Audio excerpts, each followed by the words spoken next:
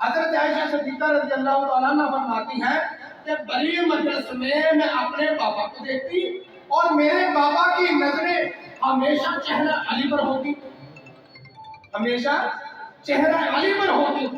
اب وہ جو مجلس ہے وہ مجلس رسول ہے، تو کیا اس مجلس میں اور کوئی نہیں تھا؟ اس مجلس میں کوئی اور نہیں تھا؟ تو اب تو صحابہ صدیق اکبر سے کوئی پوچھے نا کہ اے ابو بکر تیری نظر ہمیشہ چہرہ علی پر کیوں رکھتی ہے؟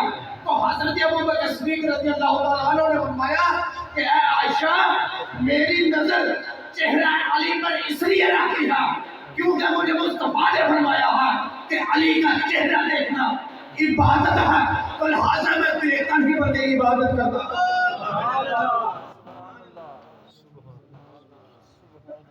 بلکہ عبادت کرتا ہوں۔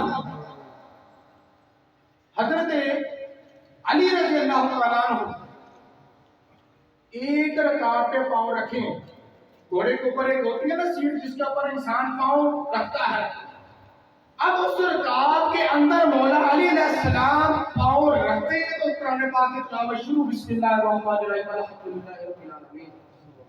اب دوسری رکعت کے اندر پاؤں رکھتے ہی قرآن پاک ختم کر دیتے ہیں۔ اتنا تیز قاری، لوگوں نے کہا اتنا تیز قاری، ایک رکعت میں پاؤں رکھا، قرآن پاک کی تلاوت شروع اور دوسری میں رکھنے سے پہلے ہی قرآن ختم کر دیا۔ اتنا تیز قاری، ہم نہیں مانتے کہ اتنا تیز قاری اتنی جلدی قرآن پڑھ جائے۔ اگر 1000 قاری بھی ہو، 1000 قاری بھی ہو تب بھی اتنی جلدی قرآن پاک کی تلاوت نہیں کر سکتے، قرآن ختم نہیں کر سکتے۔ اتنا تیز قاری، پھر بھی اتنی جلدی قرآن نہیں پڑھ سکتے قاری۔ وہ کہتے ہم نہیں مانتے کہ مولا علی علیہ السلام اتنی جلدی قرآن پاک ختم کر دیں، اتنی جلدی تلاوت قرآن پاک ختم کر دیں، ہم مانتے نہیں اس قاری۔ تو میں نے کہا بھائی بات غور سے سنو، میں عام قاری کی بات نہیں کر رہا، ارے میں اس قاری کی بات کر رہا ہوں جسے خود مصطفیٰ نے پڑھایا، اس علی کی بات کر رہا ہوں۔ اور یہ ایسا کیوں نہ ہو؟ قرآن مجید فرقان حمید کو اٹھا کر دیکھیے، پڑھیے کہ جب حضرت سلیمان علیہ السلام کی مجلس میں ایک قضیہ پیش آیا تو آپ نے کہا کہ اب ملکہ بلقیس آ رہی ہے یمن سے، اس کا تخت لانا ہے۔ آپ نے کہا بھی ہے کوئی شخص حضرت سلیمان علیہ السلام نے کہ کوئی ملکہ بلقیس کے آنے سے پہلے وہ تخت لے آئے؟ تو ایک دیو کھڑا ہوا ہے جن، اس نے کہا جی آپ بیٹھ کر کھڑے ہوں تو اس سے پہلے تختہ بلقیس آپ کے سامنے ہوگا۔ تو حضرت سلیمان علیہ السلام نے فرمایا نہیں مجھے اس سے بھی پہلے چاہیے، اس سے بھی جلدی چاہیے۔ تو پھر آپ کی بارگاہ میں، آپ کی مجلس میں حضرت آصف بن برقیہ کھڑا ہوا، اس نے عرض کی حضور آپ کی آنکھ جھپکنے سے پہلے تختہ بلقیس آپ کے سامنے ہوگا۔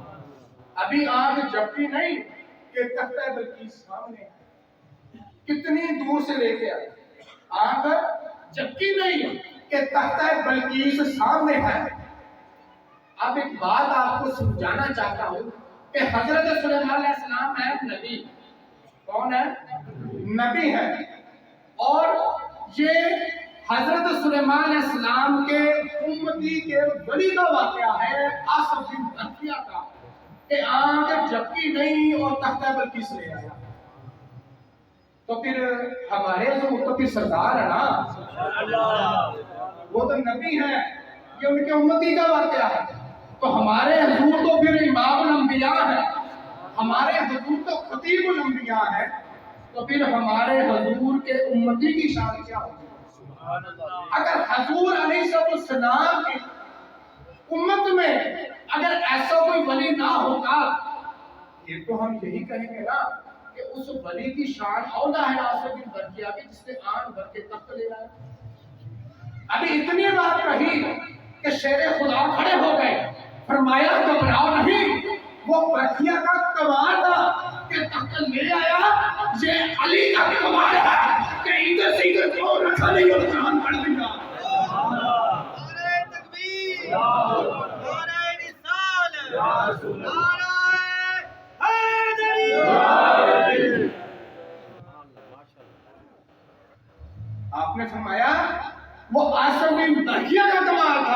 کہ آن بھر کے تخت لے آیا. ارے یہ علی کا کمال ہے کہ ادھر سے ادھر پاؤں رکھا نہیں اور قرآن پڑھ دیا. اور اس پر علماء نے بھی مزید بتایا ہے کہ مولا علی علیہ السلام کے جسم کا ایک ایک بال بھی قرآن پڑھتا تھا. ایک ایک بال بھی قرآن پڑھتا تھا. اب کچھ نہ ماننے والے لوگ کہیں گے یہ کیا بات کر دی. ارے عجیب بات کر دی شاہ صاحب نے کہ مولا علی علیہ السلام کے جسم کا ایک ایک بال قرآن پڑھتا ہے. تو میں انہیں بتانا چاہتا ہوں کہ کیا آپ کو بھول گئے حدیث پاک کہ جب حضور علیہ السلام کا گزر ایک قبرستان سے ہوا تو دیکھا کہ دونوں قبروں پر عذاب ہوتا ہے.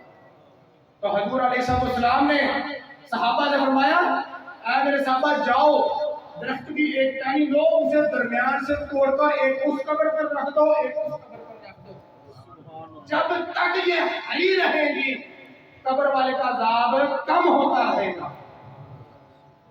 اب یہی بات میں آپ کو سمجھانا چاہتا ہوں کہ یہ اشیاء کائنات میں سے ہے نا, یہ درخت جو ہے یہ اشیاء کائنات میں سے ہے نا. اب جس چیز پر میں کھڑا ہوں یہ بھی اشیاء کائنات میں سے ہے, یہ بھی اشیاء کائنات میں سے ہے. یعنی کہ اشیاء کائنات یعنی اللہ تعالیٰ کی اشیاء کائنات ہر چیز اللہ کا ذکر کرتی ہے کیونکہ وہ ٹہنی ذکر کرتی ہے تو تبھی تو قبر پر رکھوائی تھی. ذکر کرتی ہے تو قبر پر رکھوائی تھی نا کہ جب تک ہری رہے گی مطلب کیا کہ ذکر کرتی ہے. تو میں بتانا چاہتا ہوں کہ یہ اشیاء کائنات میں سے اگر اشیاء کائنات میں کائنات کا ہر ذرہ اللہ کا ذکر کر سکتا ہے اللہ کی تصویر بیان کر سکتی ہے تو جو میرے علی کا بال وہ بال نہیں کر سکتا.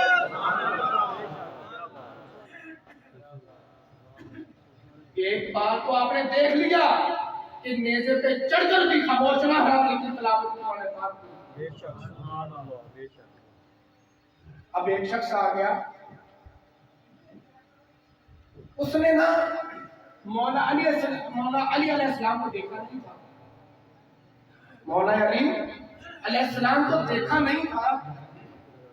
آ گیا کہنے لگا کہ وہ بڑے مولا علی کدھر ہیں جنہوں نے خیبر کا دروازہ ایک حاصل اٹھانا تھا, بڑی شہرت ہے, بڑا نام ہے. اب وہ نوجوان کیا کہتا کہ میرے پاس ہے, اس نے مجھ سے کہا کہ وہ سامنے بیٹھے مولا علی.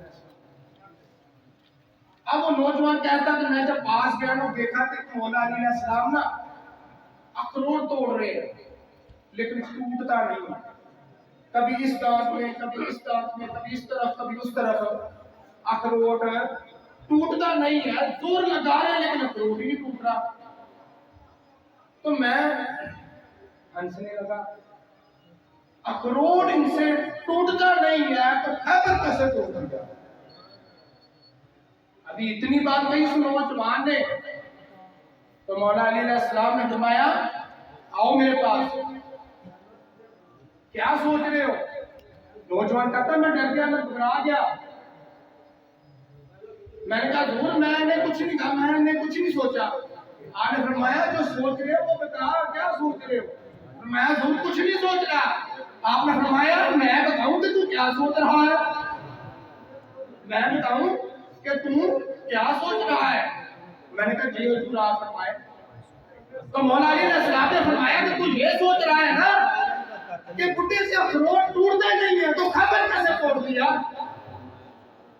وہ نوجوان کہتا کہ میں نے عرض کی جی حضور ابھی اتنی بات کہی کہ مولا علی علیہ السلام کے ادھر ہاتھوں میں اخروٹ لگا ہوا تھا, ان کو جاڑا اور امامہ سیدھا کیا اور شیر خدا بن کر بیٹھ گئے. فرمایا بچے گھبرا نہیں, کیوں ڈر رہا ہے, یہی سوچ رہا ہے نا کہ اخروٹ ٹوٹتا نہیں ہے, خیبر کیسے توڑ دیا. وہ نوجوان کہتا ابھی اتنی بات کہی تو شیر خدا بن کر بیٹھ گئے, امامہ سیدھا کر لیا, سیدھے ہو کر بیٹھ گئے اور فرمانے لگے اگر اب بھی کوئی خیبر ہے تو بتا علی کے اندر آج بھی اتنی قوت ہے کہ خیبر کے تاثر پھاڑ کے نہ ہو. اگر آج کی کوئی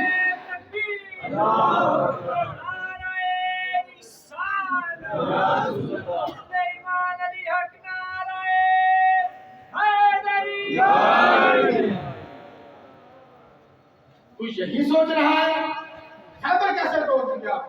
ماما سیدھا کیا شیر خدا بن کر بیٹھ گئے.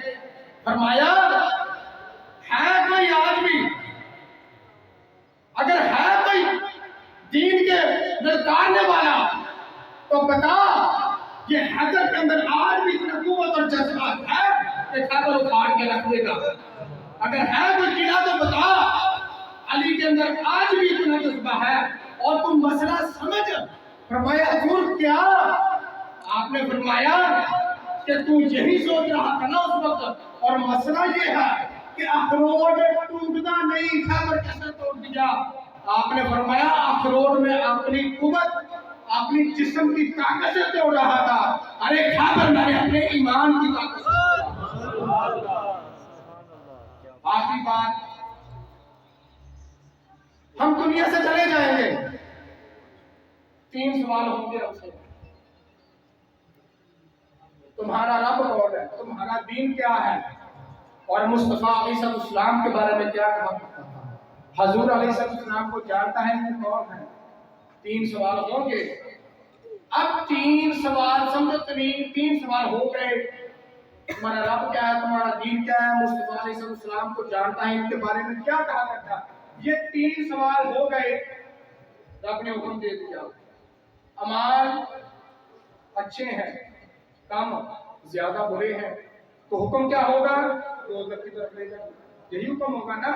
اچھے کم ہوں گے برے زیادہ ہوں گے حکم ہوگا دوزخ کی طرف لے جاؤ. اب 3 سوال ہو گئے.